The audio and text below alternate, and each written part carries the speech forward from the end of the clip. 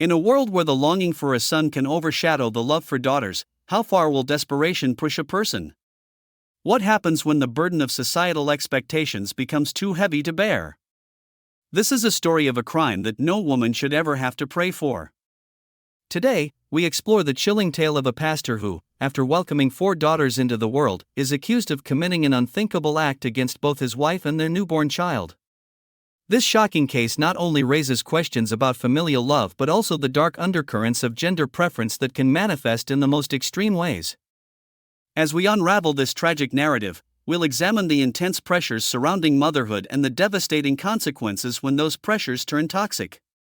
Society often places high expectations on women, especially when it comes to bearing children. But what happens when those expectations spiral into despair? The answer lies in the haunting reality of this crime. Welcome to True Crime Excavate, your portal for gripping explorations into the world of real crime. Here, we dissect chilling cases, delve into unsolved mysteries, and recount tales of scandal and deception. From notorious cold cases to captivating courtroom battles and profiles of infamous criminals, we offers a wide-ranging look at the darker side of humanity. Join us as we sift through the evidence, analyze motives, and uncover hidden truths behind the stories that keep the world captivated. Backhand index pointing right, subscribe and become part of a community dedicated to unraveling mysteries and seeking justice. John was a man admired throughout his small community in Alabama. Born and raised in Texas, he grew up in a conservative household where traditional values were paramount. With a natural gift for communication and a deep desire to make a difference, John felt called to the ministry early on in his life. His journey led him to become a pastor, where he was lauded for his charismatic sermons and unwavering faith. He fostered a reputation as a dedicated leader, a man of God who guided his congregation through life's trials. Joan, on the other hand, was a vibrant spirit filled with dreams of family and love. She aspired to create a nurturing home, and after marrying John, she believed they could build a beautiful life together. However, the reality of raising 4 daughters came with its own set of trials. With each new arrival, Joan's joy was mixed with fear and uncertainty. She faced societal pressures and the weight of her husband's expectations, often feeling as if she were racing against time to fulfill not just her personal dreams, but also the unspoken dream of a son to carry on the family name. John and Joan's love story began in Texas, where they met during a church retreat. Their bond flourished through shared faith and dreams, leading to a whirlwind romance that concluded in marriage. Initially, they shared an idyllic life together, filled with hope. But as the years passed and each daughter arrived, the early harmony of their relationship began to fray under the pressure. Notable events in their journey included financial struggles and John's mounting frustration over having only daughters. Little did they know, these tensions would pave the way for catastrophic events to come. As Joan struggled to balance her role as a mother with the mounting expectations from John and society, one could wonder, what happens when the desires of the heart clash with the harsh realities of life? Could love truly survive under such pressure, or would it transform into something dark and unrecognizable? When they moved to Alabama in 2008, they started a church out of their living room, with 10 chairs and a homemade podium. Joan led the worship, and John preached. People came, not for God but for him. He knew how to say the right things. He knew how to smile on command. Yet, he also knew how to make his wife feel small and insignificant. In 2014, Naomi was born. John smiled politely when the nurse said, "It's a girl." He held her briefly and offered a prayer, but something in his voice sounded off, like disappointment lurking behind a mask. In 2016, Ruth followed, then Esther in 2018. 3 daughters, 3 disappointments. Joan loved them more than life, John merely tolerated them, like noise filling the background. He never raised a hand against them, but his raised voice and stony silence cut deeper than any physical blow. On September 5, 2019, Esther had just turned 1. There was no party, no balloons, no guests from the church. Joan baked a small chocolate cake, it was what Naomi liked. John came home late, still in his black dress shoes from Bible study. He took one look at the candles and frosting, at the girls gathered around the table, and walked straight to the back room. No happy birthday, no hug, no eye contact. Joan followed him quietly. He was sitting on the edge of the bed, untying his shoes. She asked if everything was okay, but he didn't answer her. Just as she turned to leave, he muttered, "3 daughters? That's not a family, that's a mistake being repeated." She didn't cry, she was used to his coldness. But that night, when the girls fell asleep, she curled up on the bathroom floor not to cry, but to pray for forgiveness, for understanding, for a miracle. He started making comments, 3 arrows, all pointing nowhere. God gave me the strength, but where's my son? Joan prayed harder, then she started blaming herself. On March 3, 2021, Joan overheard him on the phone with his uncle in Alabama. "I'm trying, but Joan's womb isn't cooperating." She stood outside the door, holding a plate of dinner. Her hands trembled so hard that the fork fell to the floor. In the months that followed, the silence between them turned into scorn. He stopped sleeping in their bedroom, he started disappearing for nights at a time. When he was home, he made sure she remembered the shame he carried. He called her cursed, said she had failed him, that she had embarrassed him before his ancestors. On July 9, 2021, they sat across from each other after a church event. The girls were asleep in the back seat, the car was quiet.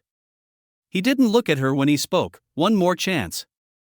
If this next one isn't a boy, you can leave, you and your daughters. I don't care where you go.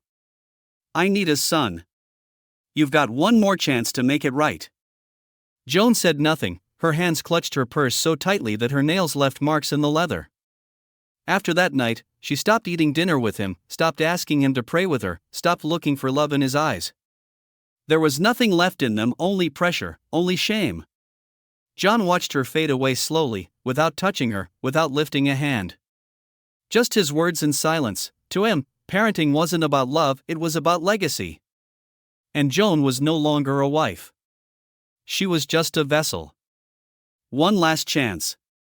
On January 2, 2022, Joan stood at the kitchen sink, staring into nothing. The house was quiet, the girls were asleep. Her stomach churned, not from hunger but from fear. She hadn't had her period in almost 2 months. She went into the bathroom, closed the door, and pulled the pregnancy test out of the drawer. It was the last one she had. 3 minutes, that's all it took. 3 minutes of staring at the tile floor, not breathing. 2 lines. Positive. Joan didn't cry, she dropped to her knees on the cold bathroom tiles, not in fear or joy, but in surrender. She pressed her forehead to the floor and whispered, "God, let this be a boy. Please, please." That night, she didn't eat dinner. She sat across the table from John while he scrolled through his phone. The girls were in their room, giggling over cartoons. Joan was shaking. She reached for his hand, but he didn't move. Clearing her throat, she finally spoke, "John, I'm pregnant." He didn't look up right away. Then he slowly raised his eyes and locked onto her. "Are you sure?" he asked. She nodded. He leaned back in his chair, and then came the words, "It better be a boy." No smile, no prayer, no embrace, just that. He stood, rinsed his plate, and walked out of the kitchen. Joan sat there for a long time, still alone. She looked down at her stomach, a flutter of hope mixed with dread. That night, she wrote the number 21 on a sheet of paper and taped it to the refrigerator, a countdown, a vow, a desperate bargain, and quiet panic. Every morning, she woke up before the sun and prayed until her knees bruised. She pressed her hands to her belly and whispered, "Let it be Micah. Let it be what saves us." By day 14, her head spun every time she stood. By day 20, her lips were cracked, but her faith remained rigid. She refused ultrasounds, no blood work, no questions, no room for doubt. She told the doctor God already confirmed it. She bought blue onesies, folded them, washed them in lavender soap, and lined the drawers with prayers. She picked the name Micah Elijah Mitchell, but she never said it out loud again. He never asked. On April 19, 2022, a woman at church offered to throw a gender reveal. Joan smiled faintly. "God already told me what I'm having," she said, then excused herself, locking herself in the church bathroom, sobbing quietly into the sleeve of her dress. Then came June 28, 2022, at 2:47 a.m. The pain began. She called her mother to watch the girls and packed her hospital bag full of blue, no doubts. The ride to the hospital was wordless. She sat in the back seat, whispering over and over, "Micah's coming. Micah's coming. Please, God." The contractions were long and sharp. She held onto the bed rail and prayed between screams, "Let it be him. Let it be my son." At 7:06 p.m., the room went still.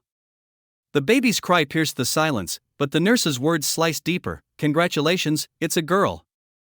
Joan stared straight ahead, the ceiling tiles above her blurred. Her lips parted, but nothing came out. The nurse asked gently, "Would you like to hold her?" Joan blinked slowly, turned her head, and whispered, "I fasted for a son." Then she closed her eyes. 2 hours later, John arrived. He didn't bring flowers, he stood at the door, didn't touch the baby, didn't look at Joan. His voice was flat as he said, "Come home. Pack. Take the girls and leave my house." The nurse returned and found Joan still silent, still motionless, still not holding her daughter. "Are you all right?" she asked gently. Joan let one tear fall down her cheek and whispered, "I did everything I was told to do." That was all she said. What would you do if the person you loved saw your children as a curse? If your faith felt like failure? Would you keep praying, or would you finally break the silence in a way no one could unhear? Let us know in the comments. On June 30, 2022, just 2 days after the birth, Joan stepped out of the hospital with baby Miriam in her arms and no one waiting to take her home. She ordered a rideshare herself. The driver didn't ask questions or offer congratulations. He glanced at her sunken face and the baby swaddled in a blanket that felt like a lie, then kept driving.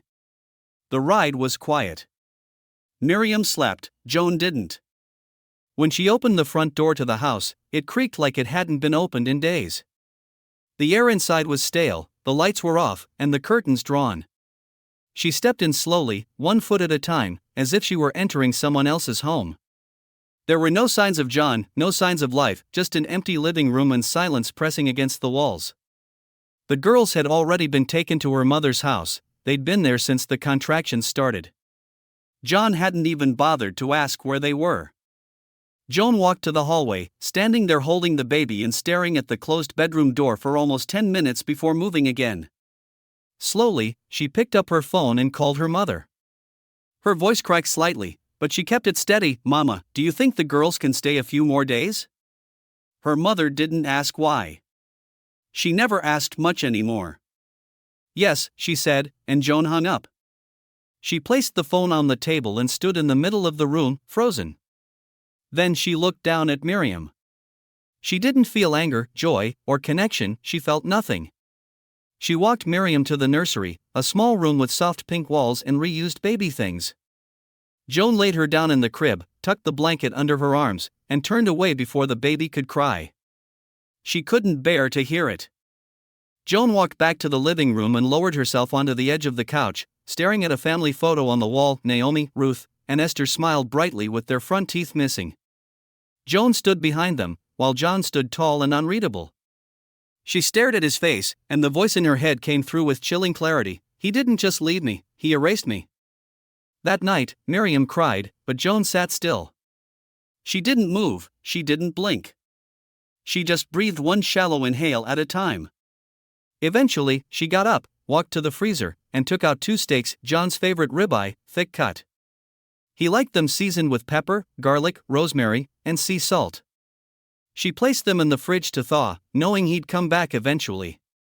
She turned on the stove, boiled water, and wiped down the counters.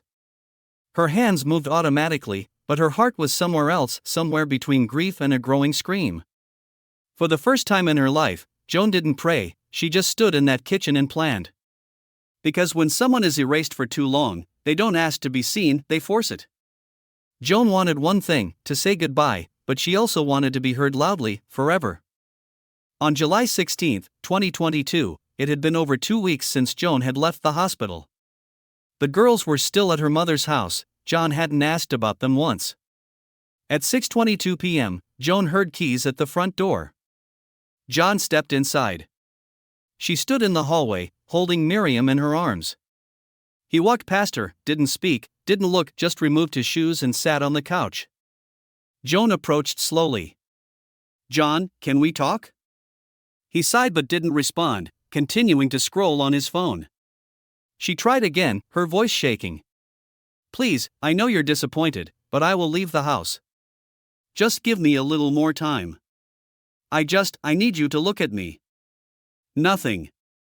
Let me make you dinner. One last meal before I go. Just one, and then I'll take the girls, and you won't have to see us again." John still didn't look up. After a pause, he nodded once.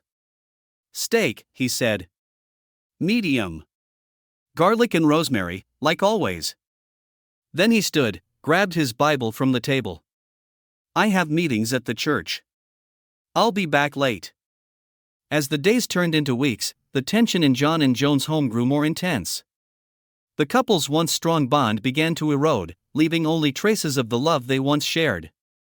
Joan's exhaustion from caring for 4 young daughters compounded feelings of inadequacy, amplified by John's outward disappointment over their family's gender dynamics.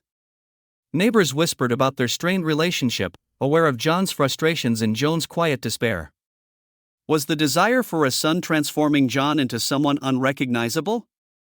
Amidst this emotional turmoil, hidden resentments festered, turning their house into a battleground of unspoken words and unresolved conflicts. On that fateful night, the air was thick with an unsettling quiet. The daughters were tucked away in their beds, dreaming of carefree days, blissfully unaware of the tension mounting just beyond their bedroom doors.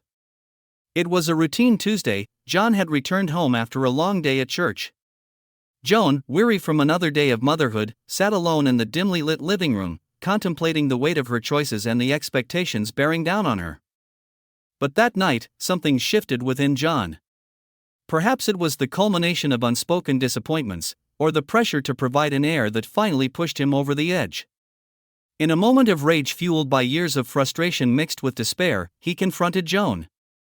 An argument erupted, voices raised in a storm of emotions, each word slicing deeper than the last. With every accusation and every tear shed, the love that once connected them became a distant memory. As the night wore on, a tragic escalation unfolded. What started as a heated argument spiraled out of control, leading John down a path of no return. In an act so shocking, so monstrous, he crossed a line that forever altered their family. One final clash resulted in the irreversible loss of both Joan and their newborn child. As the echoes of that tragic night linger in the air, one haunting question remains: how could a man of God, a person so revered in their community, plunge into the depths of darkness? What drove him to exchange love for violence, and how will the ripple effects of that night alter the course of their lives forever? Days passed after that harrowing night until the stillness of the Johnson home was broken by a worried neighbor. Noticing the absence of Joan and the children, she decided to check in, only to be met with an unsettling silence. As she stepped inside, an overwhelming sense of dread washed over her. It didn't take long for her to alert the authorities, explaining her concerns about the family's unusual behavior and their sudden disappearance from the community spotlight. When police arrived, they quickly discovered the unimaginable: the lifeless bodies of Joan and the newborn in their home, leaving the authorities in shock. John was nowhere to be found, heightening the urgency of the investigation. The initial reaction from law enforcement was swift. They knew time was of the essence, and this case would require deep scrutiny. As detectives swarmed the scene, the investigation began. They meticulously combed through every detail of the home, uncovering clues that pointed towards John's potential involvement. Key evidence included records of his erratic behavior in the days leading up to the crime, disputes with Joan captured in social media posts, and chilling messages exchanged with friends revealing his frustrations, further suggesting a brewing storm. Detectives also interviewed members of the community who were familiar with the couple. Many described John as a devoted pastor, but recent whispers of his dissatisfaction with family life raised eyebrows. Was there more to his character than met the eye? As interviews unfolded, pieces of a complex personality began to emerge, revealing a man wrestling with profound disappointment and rage. The investigation quickly zeroed in on John as the prime suspect. However, investigation showed that he'd fled the scene after the crime, leading the authorities on a nationwide manhunt. As they worked tirelessly, specialized units collaborated with local police, releasing surveillance footage and appealing to the public for information. The unfolding drama captured the attention of the community and made headlines across the nation. Social media exploded with discussions, with many expressing disbelief that a man of faith could commit such an act. Online forums buzzed with opinions, rumors, and theories, dividing those who had once worshipped John. Some mourned the loss of Joan and the baby, while others speculated about John's motives, questioning whether the pressures of parenthood had driven him into madness. Local news outlets inundated viewers with updates, focusing on the personal stories of Joan's family and the tragedy they faced. Candlelight vigils sprang up across town, with community members gathering to honor the lives lost and to rally for awareness regarding domestic violence and mental health issues, shedding light on the invisible struggles many families endure. As the investigation unfolded, tensions escalated. With John still on the run, officials faced a challenging race against time. What dark secrets might he be hiding, and where would he turn next? As theories emerged and new evidence surfaced, one pressing question arose: would justice prevail, or would John remain elusive, haunting the community that once revered him? Once John was apprehended days later in a neighboring state, he was charged with 2 counts of murder, one for Joan and one for their newborn baby. The legal implications were severe. If convicted, John could face life in prison without the possibility of parole, or even the death penalty, depending on the state's laws and the jury's decision. The case garnered significant media attention, creating a storm of public opinion around the notion of justice for the lives lost and the community shaken by such a horrific act. The trial commenced several months later, drawing a packed gallery of onlookers, all eager to witness the legal proceedings surrounding a case that had captivated the nation. Key moments unfolded as the prosecution laid out a powerful narrative of John's motivations, financial strain, societal pressures, and the emotional turmoil he inflicted on Joan. Witnesses included friends and family who provided testimonies that painted a complex picture of a man battling internal demons while struggling to meet the expectations of fatherhood. The defense, meanwhile, attempted to paint John as a victim of circumstance, a once revered pastor caught in the overwhelming fog of despair. They argued about his mental state, suggesting that years of pent-up frustration led him to a breaking point that culminated in tragedy. Expert witnesses testified about the psychological factors that could have influenced his actions, stirring empathy in some jurors but raising eyebrows among many who knew him as a loving father and esteemed community leader. Dramatic moments in the courtroom included emotional testimonies from Joan's family, who courageously shared not just their grief but their memories of Joan as a devoted mother and person who deserved a chance to flourish. The jury hung on every word as they tried to grasp how a picture of an ideal family had shattered into a nightmare. After weeks of intense deliberation, the jury returned with a verdict. The courtroom was hushed as the lead juror stood to announce the decision: guilty on both counts of murder. Gasps echoed through the gallery, a mix of relief and sorrow washing over those present. John was sentenced to life in prison without the possibility of parole, a fate that left many community members feeling a sense of justice has been served, though the devastation caused by his actions would resonate for years. Following the verdict, John's defense team filed an appeal, claiming that he had not received a fair trial, asserting that his mental health had not been adequately addressed. This led to further discussions in the media regarding the balance between mental health considerations and accountability for one's actions, stoking a fire of debates about the complexities of crime and punishment. As the gavel fell, leaving John to face years behind bars, one crucial question remained unanswered: could such a crime ever be truly understood? What depths of despair must one navigate to cross the line from love to violence, and what lessons could the community learn from this tragic tale?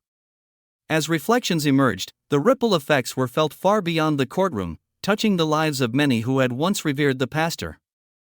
In the wake of the trial, the community in Alabama was left reeling. The Johnson case not only stripped away the facade of safety but also shattered the trust that many had placed in their homegrown leaders.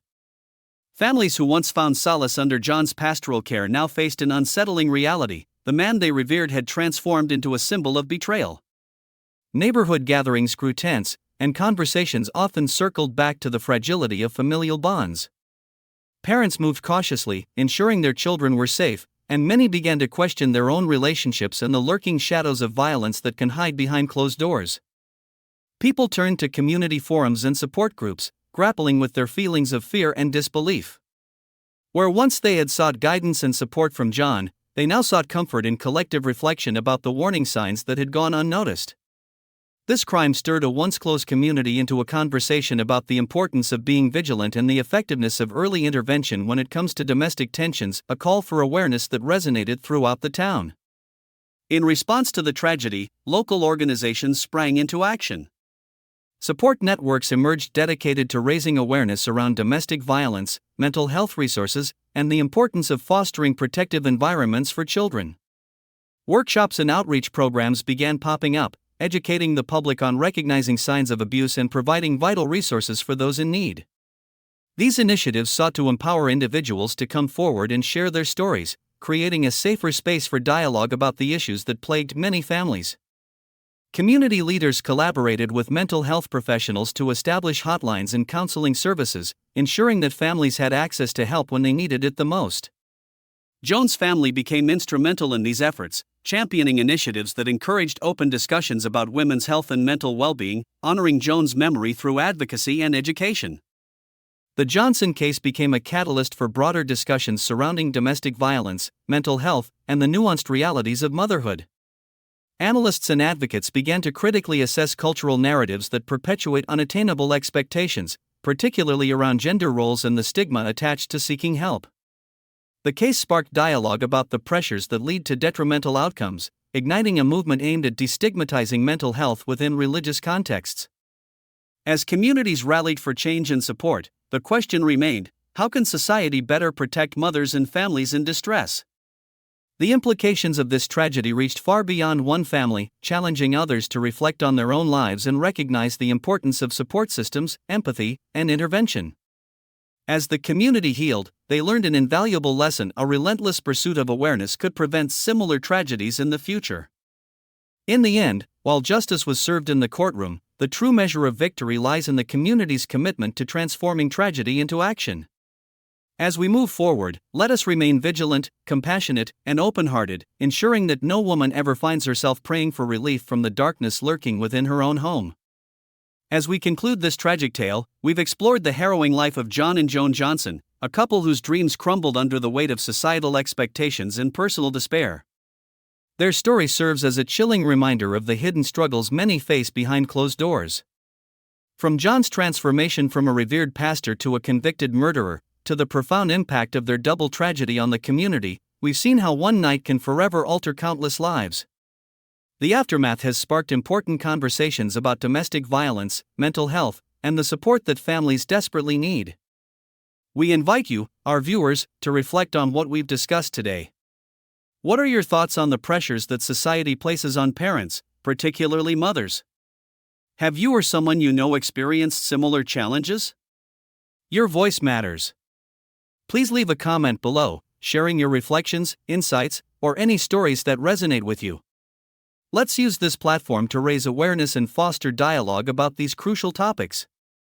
Join us next time as we delve into another gripping crime story that left its mark on society.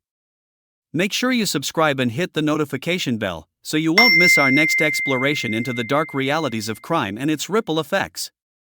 Until then, stay safe, stay aware, and thank you for watching.